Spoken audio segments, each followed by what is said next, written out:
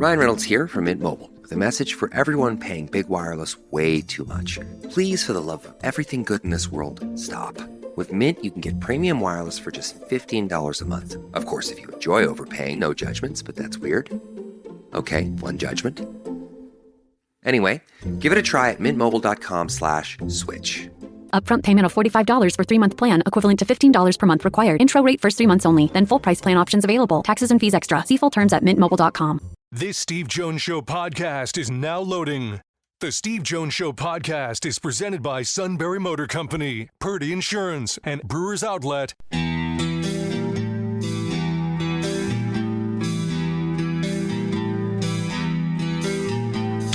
Bringing you an in-depth look at Penn State sports and more. This is the Steve Jones Show on News Radio 1070 WKOK. The Steve Jones Show is presented by Purdy Insurance, Brewers Outlet, and Sunbury Motor Company.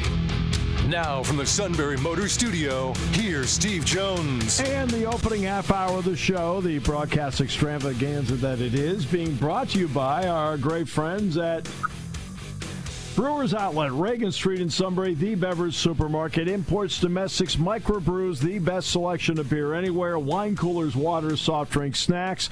They roast their peanuts fresh and out every day. 6 great flavors of slushies. Ready-to-drink cocktails, High Noon, Jack Daniels, Crown Royal. Gear up for your tailgate on Saturday at Brewers Outlet, Reagan Street in Sunbury, the beverage supermarket. And don't forget about the pickle bar led by the Barrels and the Dills. Great to bring in my good friend, the outstanding Rich Scarcella, Reading Eagle, among other publications. Rich, welcome back. Great to have you with us. Always good to be with you, Steve. Okay, so James did outline what the game is going to look like on Saturday, and the outline is going to be first quarter, recognizable names, thud, last 3 quarters, other names that will be out there, especially those trying to make the team, but it's going to be football. What was your general thought on how it's going to play out? Because it was really a mystery for a while. Well, yeah, I mean, it's understandable that that he's going to limit contact or have no contact among the regulars. I didn't know what to expect, to be honest with you. You know, because I thought it was just going to be kind of, scrimmage and maybe a couple things here, goal line situation there, 2-minute warning situation. You know, I didn't know. I really didn't know. I mean, it's fine. I mean, I'm not a fan of the spring game. I never have been. I have to be honest. Yeah.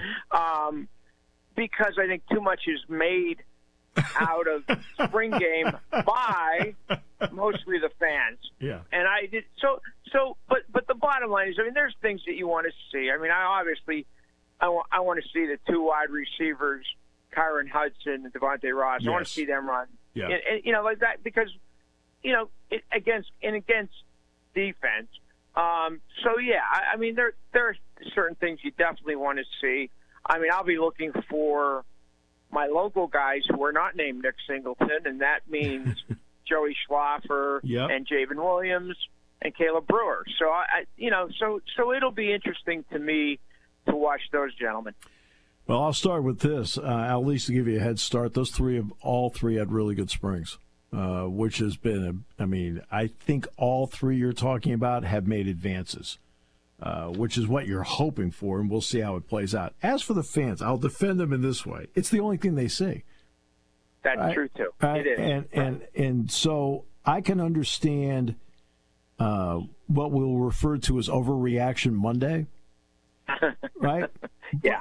But I can understand why they get excited about it. Exactly. Sure. I get that. Oh, yeah. Oh, I mean, the example I've always used, Rich, was 2008 when Darryl Clark and Pat Devlin were going head-to-head. Mm-hmm. And Devlin turned in a spring game that was really terrific. And I think Darryl was, 3 of 7 or some number like that. And, of course, the buzz was all about Devlin. And then they start the season, it's Darryl Clark. And one day Darryl Clark asked me, he said, when did you think I won the job? I said, after the 3rd spring practice. Right? And I had people saying to me when I'd go out to speak, and I'd talk about Clark primarily, and then I'd talk about Devlin. They said, well, I mean, I saw the spring game. Devlin's much better. I said, no. You have to understand, I saw the other 14 practices. Right? Yeah. So you try to give a little perspective to it, but I completely understand why, because it's what you see. Right. No, right. I understand. I mean, but I'm just saying, going back to there have been stars of the blue-white game who, you knew weren't going to pan out. Eric Heffelfinger, I know. Well, we could go. Well, I can't think of the one. I can't think of the one receiver from Central PA, and that goes way back. But the bottom line is, I get why the fans are excited, and sure. But and here's the other thing is, this could be the last spring game. Right. Could be. Right. I mean, we don't know what's going to happen in the future because of possibility of OTAs, and it's possible they have one weekend or 1 week in April, and then renew it, do it again in May and June. So it's from that perspective, I'm curious about the stadium, how that's going to look. With out half of the west stands, that's going to be interesting as well. Also interested to find out. I have an idea where we're going to be, but it'll definitely be a new perspective on the east side of the stadium. Yeah. But yeah, and the other thing is you want to see. I didn't mention it, but yeah, sure, you want to see Grunkemeyer and Smolik, the two backup quarterbacks. Sure. Right. Yeah, for sure. Right. Yeah, this will be the first and I think the only time I'll broadcast from the east side of the stadium. I've been over there for events. I've never seen a single second of action from that side of the stadium in my entire life. Same here. Yeah. I've never seen it. I mean, other than as a student, we were in the east. Oh yeah, right. In the east suites because there were no suites. But yeah. But no, I think that's going to be different, and that'll be different. Oh, it'll be different because I know next season, so everyone understands. For Jack and I, this is a one-off. We're going back. Mm-hmm. We are going back to the west side. They're going to build a temporary broadcast area on that side. I mean that's going to be interesting just to see that. I mean, to see how that's done. I mean, exactly. I mean, we're just see how it's going to be done too, but because they have to put TV over there because the cameras have to, for the most part, need to have the sun at the back. So they need to put the TV people there. Since they're going to be over there, we get the benefit of being back over on that side and actually a little bit lower to the field. So that'll be interesting. This is an interesting time in sports, in college sports. I think that's the understatement of the year, Rich. Oh, sure is. So, one thing we don't know is about whether the judge's suggestion of grandfathering 105 is real or not. And so there's a possibility of cut downs. How do you view that part of it as because it affects a team, it affects a culture. So how do you view it? How do I view it? I view it as sad for whoever those guys are going to be that are going to be let go. Yeah. Or going to be cut. Yeah. I feel sad for them because they all wanted to come to Penn State, obviously, and, make an impact. And,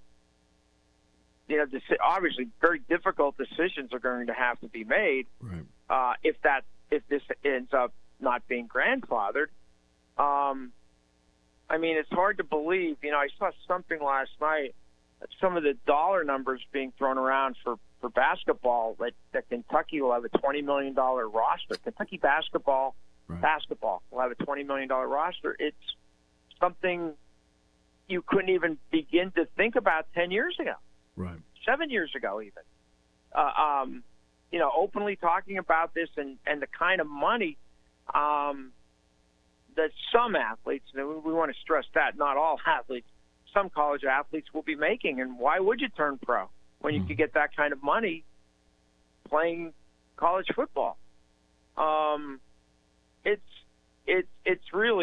It's been turned on its head. The sport, college athletics, has been turned on its head without a doubt. And again, we can all complain about it, but it's not going to change.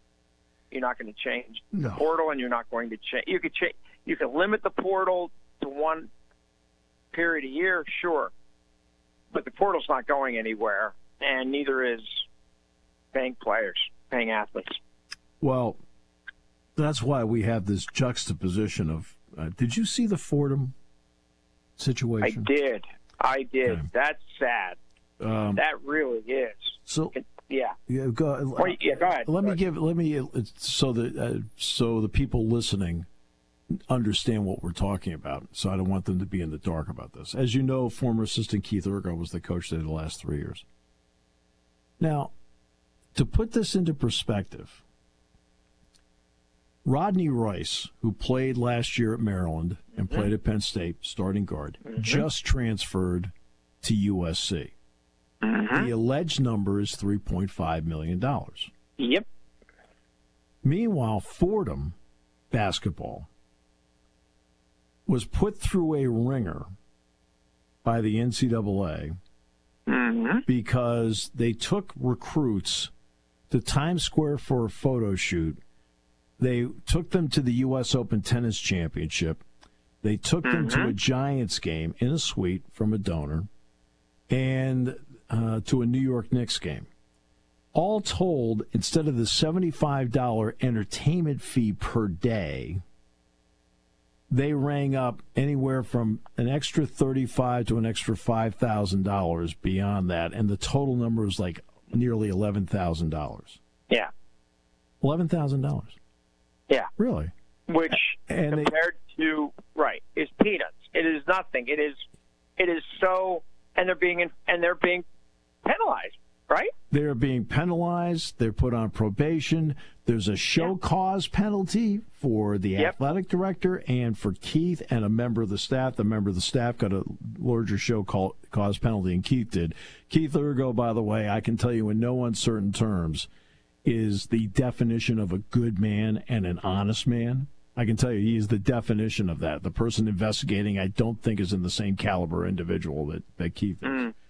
And this is under the category of we're so mad at Kentucky, we put Wichita State on probation, the great Jerry Tarkanian quote. I mean, Rodney Rice goes and legally goes to USC. Nothing wrong with it. $3.5 million. And you're doing this to Fordham? This is where you are as an organization, trying to hold on to the last vestiges of power? Yeah, it makes absolutely no sense. There is no logic to that at all. None. None. There isn't. It's indefensible. Yeah. What happened there? To Fordham, not. It's literally peanuts compared to almost everything else going on in college football and basketball at the Division I level. Yeah. I couldn't believe it when I read it. I still can't. In terms of getting some use professionally out of the blue-white game, you usually write articles that preview the Penn State season for various outlets because coming up because you're an outstanding writer and people want your perspective. You are. Just let me brag about you. You don't have to. And the post-game discussions with the players, does that help you write the article ever, or is there enough separation where it doesn't matter? You mean after Saturday, after the Blue White game? After Saturday, it depends. It depends on the player and it depends on what he says. Okay. I think this isn't a criticism, but I understand these players have been instructed what to, not literally word for word, but what to say and what not to say, and that happens at most places at big time programs. You're not going to get one player even offering a hint of criticism of another player, and I understand that. I'm not saying they should. I'm just so it's very rare, especially in group settings, to get something really, really good, especially after the blue-white game when they want to get out of there. Yeah, sure. They could, and again, this is the way it is. It's not, I'm not demanding that they open their hearts to us. I mean, but it's different than after a game in September, October, November, December, January. It's completely different. Right. I mean, I've already done a couple interviews for some of these stories that I've been assigned to do, and they were one-on-ones. I don't want to say who they were with, and they were really productive. Good. And I get more out of that than I do. I'm not saying I won't get anything out of after Saturday, but I get much more from them, from those interviews, than I do after the blue-white game. Something that may be interesting, and you brought up, the players from your area, and number one being Nicholas Singleton. Singleton's down to about 220 now. Keytron Allen's down to about 217. Yep. And look, I can see it. The quickness is there. How interesting is that a story for you going in, considering these are two older players that have been through it and know what to do? Well, I think their return and Drew Aller's return really stamped this team as another national championship contender. That there's nothing against. Then you throw in Denai Dennis Sutton, Zane Durant, Zakiya Wheatley, Drew Shelton, Venga Ione. I mean, yeah. But I think I'm really excited, and I'm really eager to see both of them chase the career rushing record at Penn State. Yes. And it's going to be fascinating to watch. I hope both of them stay healthy. Yes. And to see how that's the competition, number one, and they live with each other, as you know. They're going to live with each other again, and they're really close, but they love to compete. Yeah. And they both want to be the career rushing leader. Right. And I get it. I certainly understand that. Yep. It's going to be interesting to see how, if Penn State gets into the playoff, as we expect, you can't really, I know as much as James would love them to finish with the same yardage total, I don't think that's possible, especially in a playoff situation. You just got to go with your hot, somebody's going to get a few more carries than the other.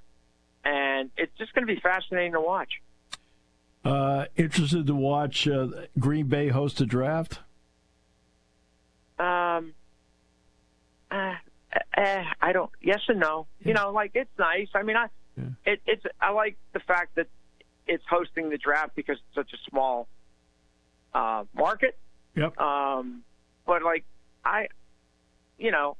and that a lot of things will be highlighted regarding the Packers, on Thursday, Friday, and Saturday. But other than that, not really. I mean, it's like with James, it's interesting that he's going back for the first time in 20 years. Yeah. But I bet he would prefer that it was in Pittsburgh or Washington or Baltimore, where he could get to both Tyler Warren's and Abdul Carter's, just like he did last year. Right. With Yeah, right. Right. Which I thought was great with Olu and Chop. Yeah. Yeah, he was able to pop back and forth between them. Yeah. So he's going to have lunch tomorrow with the Warrens. And then he's going to go to Green Bay, so when Chop walks across the stage, whenever that is, he can be with him. And then the interesting part will be Friday, Saturday, he does have to be here. So he's figuring out ways so he's in contact with all those families. It's a big deal for everybody, including him. So, yeah, I think next year they might make it might be even a bigger deal. Yeah. Yeah, with the number. Yeah, the number. Yeah. And next year's at least in Pittsburgh. So, yeah, that helps. Yeah. Always a pleasure, my friend. Appreciate it. And I look forward to seeing you on Saturday. It's always my pleasure. You have me anytime. Thanks, Steve. I'll see you on Saturday. Thanks, Rich. The outstanding Rich Scarcella, Reading Eagle. We'll come back with more in a moment. Brought to you by Brewers Outlet here on News Radio 1070 WKOK. Party time, game time, or just fun time. Doesn't matter what time it is because it's Brewers Outlet time. The beverage supermarket has the area's largest beer selection. Imports, microbrews, ciders, and domestics. Pick from over 100 ice-cold 12-packs and dozens of 24-ounce singles. Soda, snacks, hot sauces, fresh roasted peanuts. Make it one-stop party shopping, and don't forget the pickle bar. So whatever you're celebrating or just doing it up, Brewers Outlet, Reagan Street, Sunbury wants to see you. And thank you for your years of patronage. Hi, this is Season. For over 100 years, the Purdy Insurance Agency has been protecting families and businesses of the greater Susquehanna Valley and beyond. With the experience of our trained and knowledgeable staff, you can rest assured that your needs will be evaluated and met by some of the industry's best representatives. No matter what your insurance needs are, call Purdy Insurance today at 570-286-5855. Visit our website at purdyinsurance.com or check us out on Facebook to see what we can do for you.